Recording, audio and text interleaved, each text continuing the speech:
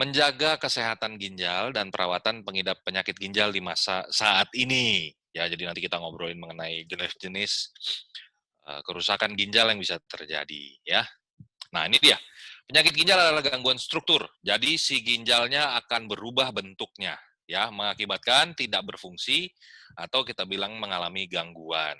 Nah, gangguannya kita bagi menjadi 5 stage. 5 tahapan. Tahap 1, 2, 3, 4, 5. Yang tahap harus cuci darah adalah tahap 5, ya. Bapak Ibu mesti ingat. Next. Jadi fungsinya untuk membersihkan darah. Jadi darah itu akan, jadi kalau misalkan kita lihat akuarium atau kolam, itu pasti ada pompanya. Nah, pompa tadi mengalirkan air. Jantung mengalirkan darah. Tapi yang jadi filter adalah ginjal. Ya. Jadi apapun yang Bapak Ibu masukkan makan ke dalam tubuh, maka akan masuk ke dalam darah juga. Nah, di dalam darah itu maka akan difilter oleh ginjal. Yang tidak dibutuhkan oleh tubuh maka akan dibuang, ya. Jadi dibuangnya nanti larut dalam urin, ya. Dibuang melalui urin. Next. Beberapa jenis penyakit ginjal yang umum terjadi, gagal ginjal akut. Ini tiba-tiba kejadiannya Bapak Ibu. Jadi biasanya fungsi ginjalnya akan menurun sesuai dengan waktu yang cepat sekali. Kemudian yang kedua, gagal ginjal kronis. Ini biasanya kita nilai sudah lebih dari 3 bulan kondisinya. Itu nanti terbukti dari fungsi-fungsi ginjalnya dan kondisi klinisnya. Yang ketiga adalah infeksi ginjal. Biasanya infeksi-infeksi yang di saluran pernafasan, saluran pencernaan, itu akan disebarkan ke seluruh tubuh si bakterinya. Nah, suatu ketika ada beberapa jenis bakteri, itu bisa sampai menginfeksi ke ginjal. Next. Yang keempat, yang bisa juga menimbulkan kondisi kerusakan ginjal adalah batu ginjal. Ya, ya. Kondisi yang disebabkan oleh penumpukan zat dan mineral yang kemudian membentuk batu di ginjal. Jadi yang kita pernah sering dengar itu mengenai batu ginjal itu, sebenarnya batu ginjalnya adalah kumpulan mineral dan zat-zat yang ada di dalam darah yang dibuang lewat urin, lewat ginjal, dia akan numpuk. Contohnya, asam urat. Asam urat itu kalau numpuk di ginjal akan menimbulkan kristal urat. Nah, atau kalsium oksalat, itu juga sama. Dia akan menimbulkan endapan sehingga semakin lama membentuk eh, batu, gitu ya. Kemudian yang kelima adalah penyakit ginjal polikistik. Kistik ini kista itu adalah benjolan-benjolan halus berisi cairan, kantong-kantong berisi cairan. Jadi biasanya dibawa genetik keturunan, ya. Biasanya ada riwayat dari orang tua atau dari mana, itu biasanya turun, ya. Polikistik kidney, polikistik, penyakit ginjal polikistik. Jadi dengan adanya benjolan-benjolan kantong kista yang ada di permukaan ginjal sampai ke korteksnya parenkim ginjal itu akan menimbulkan kerusakan, Bapak Ibu. Kalau ini bawaan, ya. Next. Secara umum, ya, ada beberapa gejala. Nah, ini dia. Gejala saat ada gangguan pada ginjal. Contohnya, urinnya jadi sedikit, ada perubahan warna, kadang keruh, atau kadang bercampur darah, atau nyeri pada punggung bagian bawah. Bukan di depan kalau ginjal, dia organnya di belakang, di retroperitoneal. Jadi memang nanti ada rasa-rasa seperti orang suka bilang kemeng-kemeng lah, atau rasanya kurang nyaman lah, sakit pinggang lah, tapi bukan di tengah, tapi lebih ke pinggir, ya. Pinggang, bukan ke arah depan, ya. Nah, faktor yang meningkatkan risiko penyakit ginjal. Jadi, siapa-siapa aja yang berisiko nih? Itu dia. Diabetes, pasti.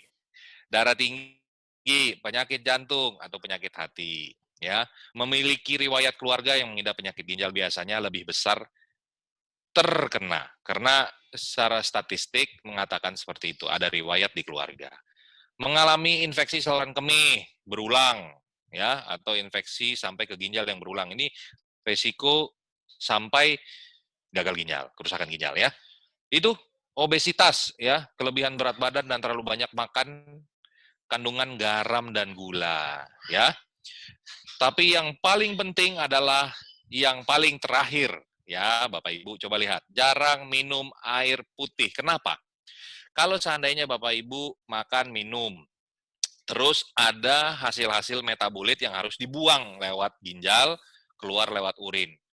Coba Bapak Ibu lihat, Bapak Ibu bisa bayangkan kalau kita mau flush, kita mau bersihkan kamar mandi, nggak bisa hanya kita sapu saja, nggak bisa hanya kita dorong saja, pasti kita perlu air untuk kita hanyutkan supaya bisa masuk ke dalam sebuah lubang terbuang. Nah sama, hasil-hasil metabolit yang nggak dipakai tadi, yang tidak penting di dalam tubuh, akan nyangkut di filter. Bagaimana caranya filternya supaya bisa bersih? Dengan cara minum air putih yang banyak. Kan ada dosis teratur kadar kondisi tubuh kita berdasarkan berat badan masing-masing. Dihitung kebutuhan cairan Bapak Ibu berapa sesuai dengan berat badan, diminum sesuai dengan itu. Kalau boleh lebih, boleh, tapi ya enggak 2 kali dari kebutuhan gitu ya, itu juga salah gitu ya. Jadi memang ada ya, minum air putih tuh, itu paling penting. Terus di saat pandemi seperti sekarang, next, pasien-pasien dengan kondisi ginjal yang bermasalah ya, itu memang beresiko terinfeksi. Kenapa? Pada pasien-pasien dengan gagal ginjal kronis, biasanya disertai dengan penyakit-penyakit lain. Kemudian juga disertai dengan kondisi lansia, ya, yang biasanya memang yang sudah usianya sudah sepuh, senioran biasanya, ya. Next. Nah, daya tahan tubuh kita, next slide. Daya tahan tubuh kita ya, pengidap ginjal ini cenderung lebih rendah daripada orang yang tanpa resiko. Slide sebelumnya.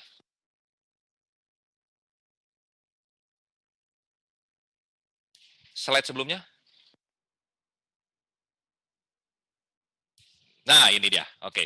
Jadi daya tahan tubuh pengidap penyakit ginjal itu cenderung lebih rendah dibanding orang yang beresiko punya masalah ginjal sehingga lebih sering terinfeksi corona. Ini juga dilaporkan dari hasil laporannya si gugus tugas COVID, termasuk salah satu yang tinggi ya dari statistik. Next, pengidap ginjal kronik itu ya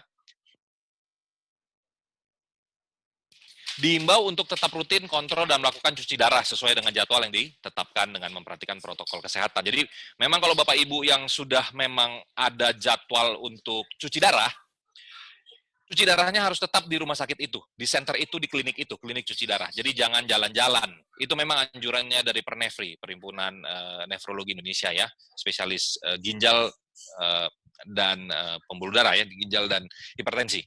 Jadi memang harus tetap stay di satu tempat itu, jangan traveling cuci darahnya. Itu permintaan mereka. Next.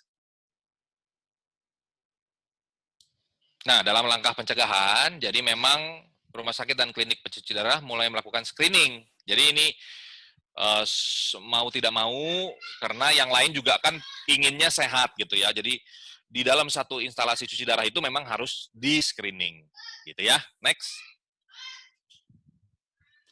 Nah ini yang perlu diperhatikan oleh pengidap penyakit ginjal di masa pandemi ya. Saat ke rumah sakit menggunakan masker medis ya, masker 3 lapis.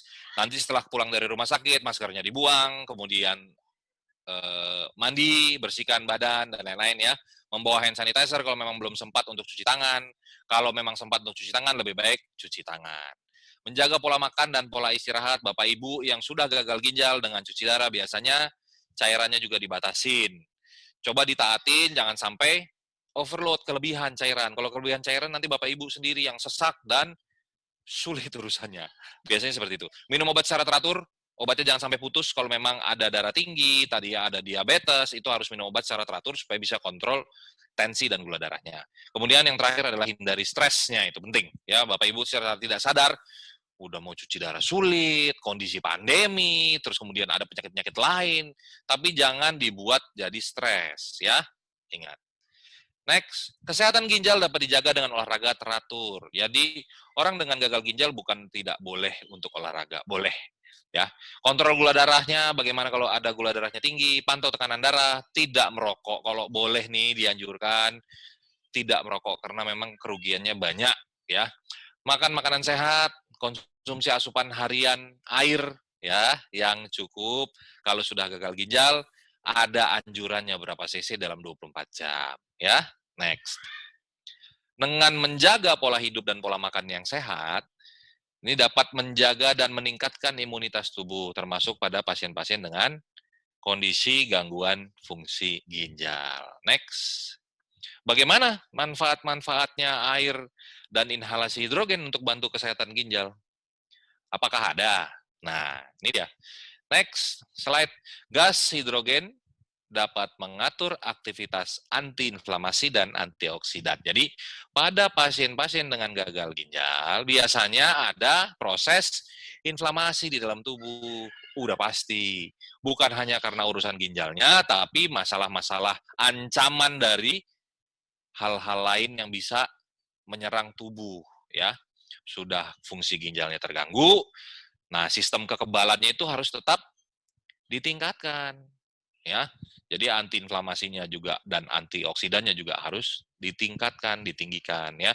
Kemudian kematian-kematian sel, ya, program sel death itu dan memiliki potensi pengobatan untuk banyak penyakit sistemik. Itu ada di jurnal, ya, 2020. Next. Air hidrogen memiliki antioksidan tinggi dan meningkatkan aktivitas antioksidan. Yang sudah ada di dalam tubuh antioksidannya, itu fungsinya, utilitasnya akan ditingkatkan di dalam tubuh sehingga bisa mengurangi, bahkan ada yang bilang sampai mengatasi proses-proses peradangan inflamasi di dalam tubuh. Ya, ini jurnal Nature 2020. Next, air hidrogen memiliki potensi pengobatan untuk gangguan fungsi ginjal dengan menghambat produksi ROS pada ginjal, ya. Jadi itu ada enzimnya, ya, untuk kerusakan dari ginjal, ya. Jurnal Gas Research 2012 itu sudah diberikan, ya. Kemudian next, minum air hidrogen dapat menekan sebagian kerusakan ginjal pada model percobaan. Jadi pada saat penelitian dilakukan, dikatakan bahwa dari hasilnya air hidrogen itu dapat menekan sebagian dari kerusakan ginjal itu sendiri. Jadi kalau misalkan dia kebanyakan inflamasinya ternyata betul-betul bisa diturunkan, ya. Itu ada di jurnal 2018. Next. Cara kerja hidrogen pada tubuh manusia. Ini kan ada dua cara seperti kita ketahui, ya. Air dan inhalasi hidrogen, ya. Yang diminum itu masuk ke dalam tubuh dan pencernaan akan menyerap sampai ke sel-sel tubuh. Jadi setelah diserap, didistribusikan ke seluruh tubuh, masuk ke dalam organ, nanti akan masuk ke dalam sel-sel tubuh karena molekulnya sangat ringan dan aman, ya. Kemudian bagaimana kalau yang dihirup, diinhalasi? Nah, kalau dengan cara inhalasi, hidrogen masuk ke dalam rongga paru-paru. Nanti rongga paru-paru yang paling kecil, tempat pertukaran gas, oksigen, udara, darah itu sampai ke alveoli. Nanti di situ hidrogen akan diangkat masuk ke dalam sistem pembuluh darah kita dan didistribusikan ke dalam tubuh kita. Nah, seperti tadi lagi akan didorong masuk ke seluruh organ kita.